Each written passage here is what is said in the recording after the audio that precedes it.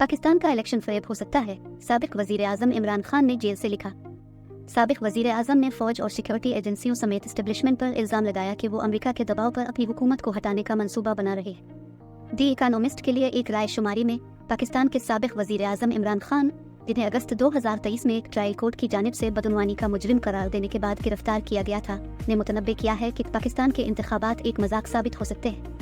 आज पाकिस्तान में वफाकी और सूबाई दोनों सतहों पर निगरां हुकूमतें चल रही हैं। ये इंतजामिया आईनी तौर पर गैर कानूनी हैं क्योंकि पार्लिमानी असम्बलियाँ तहलील होने के 90 दिनों के अंदर इंतखाबात नहीं हुए थे, साबिक वजीर आजम ने जेल से लिखा।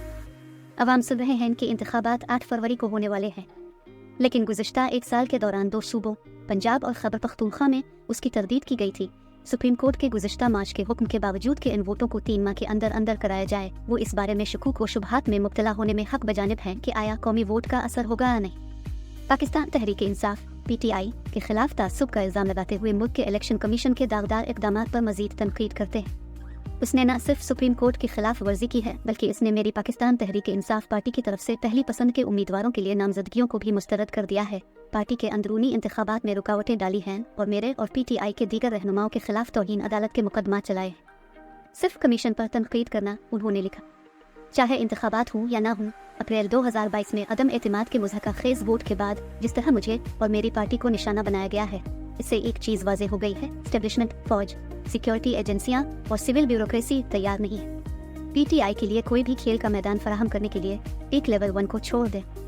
उन्होंने फौज और सिक्योरिटी एजेंसियों समेत एस्टेब्लिशमेंट पर इल्ज़ाम लगाया कि वो अमेरिका के दबाव पर अपनी हुकूमत को हटाने का मंसूबा बना रहे हैं। उन्होंने महकमा खारजा के एक अहलकार के पैगाम के जरिए मुबैना अमरीकी मुदाखलत की कोशिश का जिक्र किया।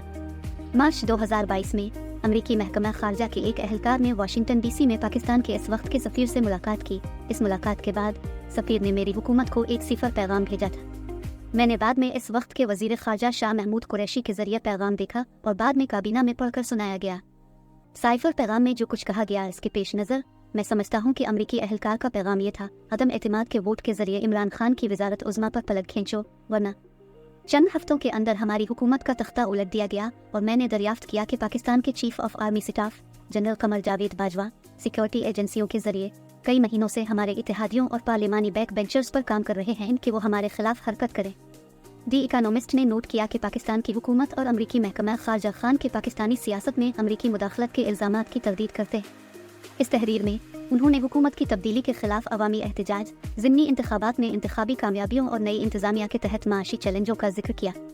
वो ज़ाती और जमाती मुश्किलात को मज़ीद उजागर करता है, बशमूल कत्ल की कोशिशें, अगवा और कानूनी इज़ारसानी। बदकिस्मती से एस्टेब्लिशमेंट ने फैसला किया था कि मुझे दोबारा इक़्तिदार में आने की इजाज़त नहीं दी जाएगी, इसलिए मुझे सियासी मंजरनामे से हटाने के तमाम तरीके इस्तेमाल किए गए। मेरी ज़िंदगी पर 2 कातिलाना हमले हुए।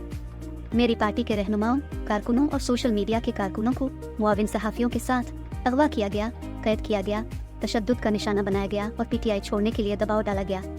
इनमें से बहुत से लोग बंद रहते हैं। जब भी अदालतें उन्हें जमानत देती हैं या रहा करती हैं तो उन पर नए इल्ज़ामात लगाए जाते हैं। इससे भी बदतर बात यह है कि मौजूदा हुकूमत ख्वातीन को सियासत में हिस्सा लेने से रोकने की कोशिश में PTI की ख्वातीन रहनुमाओं और कारकुनों को खौफजदा और धमकाने के लिए अपने रास्ते से हट गई। आखिर में उन्होंने पाकिस्तान के बहरानों का वाहिद हल के तौर पर मुनसिफाना और आज़ादाना इंतखाबात की वकालत की।